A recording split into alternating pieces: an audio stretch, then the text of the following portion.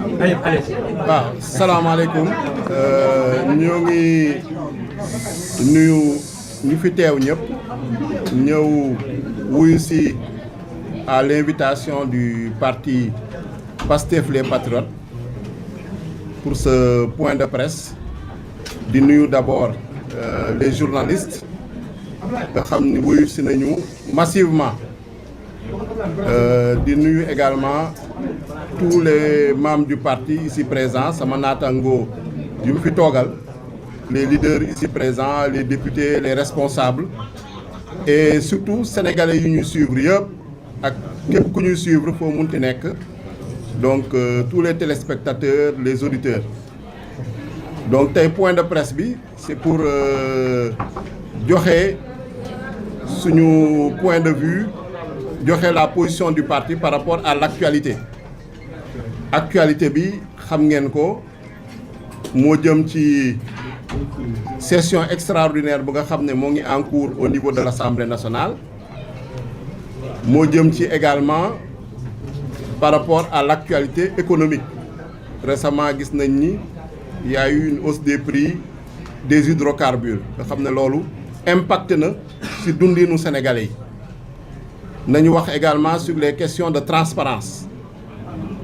les questions de moralisation de la vie publique question wu bonne gouvernance yi nga xam ne nu ngeen ko xamee parti Pastef depuis sa création en 2014 ba léegi dafa nekk jël ay positions sur ces questions là jël ci ay positions yu am solo mu nekk des engagements devant les Sénégalais et à chaque élection bu ñu dem rek mu doonoon ay promesses électorales wala ñu dugal ko suñu programme muy 2017 avec les élections législatives avec le président Ousmane Sonko 2019 encore 2022 élections yi ñu fa def yëpp 2024 mooy élection présidentielle ak élection législative bu mujj gis nañ nag ni le groupe parlementaire Pastef les Patriotes taxawaay bu mu am au niveau de l'hémicycle sénégalais yi jox ko une très forte majorité avec 130 députés taxawaay bu mu ci am par rapport ak sañ-sañu assemblée nationale ñëpp xam ngeen ne assemblée nationale sañ-sañam yi mooy voter les lois contrôler l'action du gouvernement évaluer les politiques publiques te groupe parlementaire Pastef à l'Assemblée nationale que ce soit sous la conduite du président El Malick Ndiaye ak depuis le mois de mai avec l'avènement du président Ousmane Sonko xam ne moo jiite Assemblée nationale bi taxawaay boobu nañ ci am di initier ay loi mooy proposition de loi yi di également accompagner l'exécutif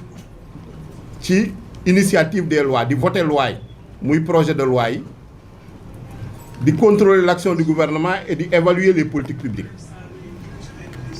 loolu nag muy groupe parlementaire bi soo gisee démembrement ci parti Pastef la te parti Pastef ñëpp xamee nañ ko parti boo xam ne ñun suñu marqueur mooy ni politique nekkul en contradiction avec l'éthique politique nekkul en contradiction avec la vérité politique nekkul en contradiction avec la vertu politique dañ ko daf loo xam ne maanaam jaamu yàlla la tamit du ñu am taxawaay benn taxawaay ci opposition bi ba Sénégalais yi fal ñu ñëw yegg pouvoir soppeeku gis nañ nag am na ñoo xam ne suñu biir nañu nekkoon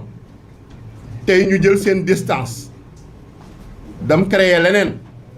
ñoom gis nañ ni soppeeku nañ gis nañ ni ñoo ngi renier seen engagement mais ñun lu ñu jàpp mooy ni engagement yu ñu jëloon démb moom nañuy jëmmal tey fu ñu munti nekk qu'on soit dans l'exécutif qu'on soit dans le législatif wala suñu dénkee ay ndombal tànk au niveau local dans les collectivités territoriales donc loolu nañu xamee Pastef te si loolu nañuy continuer si loolu nañuy wéy loolu nañuy gën a enraciné wu si loolu nañuy gën a dëgër te gis nañ ni jig nañu te gis nañ ni sénégalais yi également ñoo ngi ñu siy topp tey soo xoolee au niveau de la vente des cartes en tout cas suñu objectif ñu fixé woon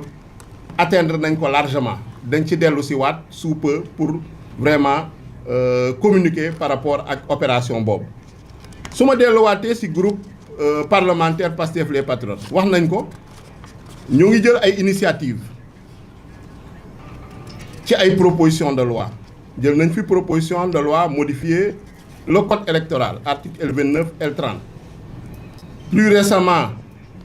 jël nañ fi proposition de révision constitutionnelle plus léegi session extraordinaire bi am na ñaari proposition yoo xam ne porté nañ ko muy benn proposition de révision de l'article 37 de la constitution ci wàllum déclaration de patrimoine président de la république ak beneen proposition de loi sur le régime juridique des crédits spéciaux yaakaar naa ni sama collègue yi dinañ ci delluwaat muy Amadou Ba sur la déclaration des patrimoines ci crédits spéciaux yi Guy Marius Sagna dina si dellu si waat mais luñ ci seetlu mooy ni saa yu ñu jëlee initiative yooyu rek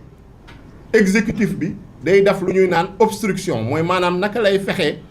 ba bloqué ñu pour que initiative yooyu bañ a sotti fu ñu koy jaarale nag souvent dañuy naan procédure wala ay saisine conseil constitutionnel mais loolu prétexte la rek mais day fekk ni divergence yu ñuy am c'est des divergences de fond mooy maanaam ñun lu ñu bëgg mooy mbir yi leer transparence doxal jubal ak jubanti bi dañu constater malgré que exécutif loolu lay proclamer dans les discours mais dans les faits dans la pratique da koy entraver da koy bloquer day def de l'obstruction dans un autre sens exécutif su indee projet de loi ñëpp gis nañ ni majorité parlementaire bi attitude responsable la ci am Assemblée nationale nag gis nañ ni du chambre d'enregistrement mais projet de loi bu ñu fa indi ñu saytu ko suñu gisee ni loolu dafa gën ci askan wi ñu voté ko nañ ko voté xool ko saytu ko ba pare suñ ci waree indi ay amendement ñu indi ko bu mujj mooy démb projet de loi bu ñu examiner moom rek laay joxe ci exemple bañ a guddal le code du travail et le code de la sécurité sociale indi woon nañ ko ñu xool ko gis ci loo xam ne leerul woon suñu bopp muy maanaam ci wàllum CDD bu ñu yóbbu woon 4 ans bëgg ko renouveler 2 fois ñu dàqat projet de loi boobu delloo ko commission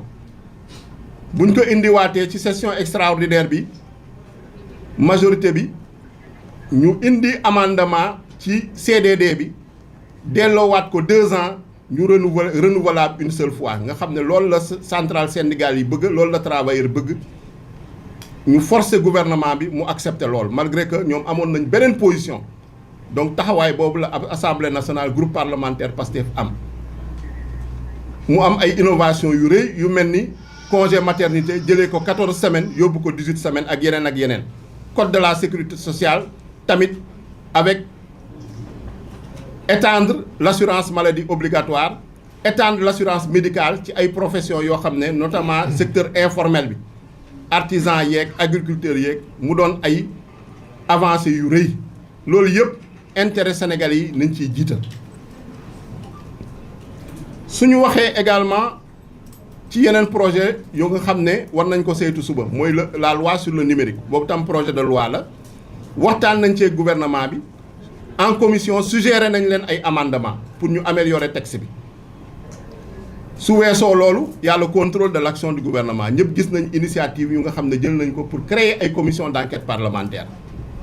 commission d'enquête parlementaire yi bu ñu tuddee yenn thèmes yi yu mel ni foncier lotissement domaine public maritime yu mel ni un projet un ordinateur yu mel ni patrimoine bâti de l'État yu mel ni licence de pêche exonération fiscale ak abandon recette loolu yëpp gis nañ ni ñu nekkee beneen boor bi am na ñu mu tiital ñu yaakaar ne dañ ko diriger contre ay personnes ñu leen di dalal seen xel assemblée nationale dina def liggéeyam ba mu mot sëkk amul benn commission d'enquête parlementaire ba nga xam ne dañ ko diriger contre des personnes mais lu ñu constitution bi may lu ñu suñu règlement intérieur may ay sujets yu nga xam ne dafa soxal sénégalais yi moom la ñu bëgg a leeral te incha allah su neexee yàlla loolu yëpp dina leer. Donc di wax rek au niveau de l'Assemblée nationale groupe parlementaire Pastef les Patriotes taxaw na tem pour sénégalais yi mandat bu ñu jox ñu doxal ko conformément à la constitution et au règlement intérieur muy voter des lois, contrôler l'action du gouvernement de manière responsable mais sans compromis, sans compromission, et évaluer les politiques publiques. Évaluation des politiques publiques boobu ñoo ngi ci tamit mais gis nañ ci am na lu bëre jàppoon nañ ni su fekkoon ne exécutif seetuñu intérêt benn personne seetuñu mooy maanaam lu initiative bi jël nañ ko parce que dafa war a neex président de la république jàpp nañ ni am na yu bëri duñ ko bloqué nañ ko bàyyi mu jàll parce que intérêt sénégalais yi la intérêt général la te du loo xam ne tey dañ ko diriger contre une personne parce que jàpp nañ ñun 2029 incha allah su neexee yàlla ñun ñoo fiy toog avec le président Ousmane Sonko. Donc loi yooyu suñ ko jëlee tey si ñun lay ñëw dal dañ koy appliquer suñu bopp donc loolu nañ ko bàyyi xel ñuy ñaan nag ñëpp jiital vraiment intérêt sénégalais yi parce que loolu moo ñu soxal. Donc tey nañu discuter si loolu yëpp naa may sama collègues yi yu fi toog tey frères et sœurs de parti yi suñu frère Birame Souleye dina ñëw wax ci wàllum énergie bi wàllum carburant bi suñu yaay Aïda Mbodj la présidente Aïda Mbodj dina delluwaat si waat également sur la question de la moralisation de la vie publique. Guy Marius Sagna wax ci loi portant régime juridique des crédits spéciaux. Amadou Ba wax ci la loi sur la déclaration de patrimoine nga xam ne moo ko initié et Ngagne Demba Touré également dellu si ces questions là notamment sur les questions juridiques yaakaar naa ne ñu jeexalee sur la question des élections la question électorale ñu soog a conclure point de presse bi jërëjëf donc Birame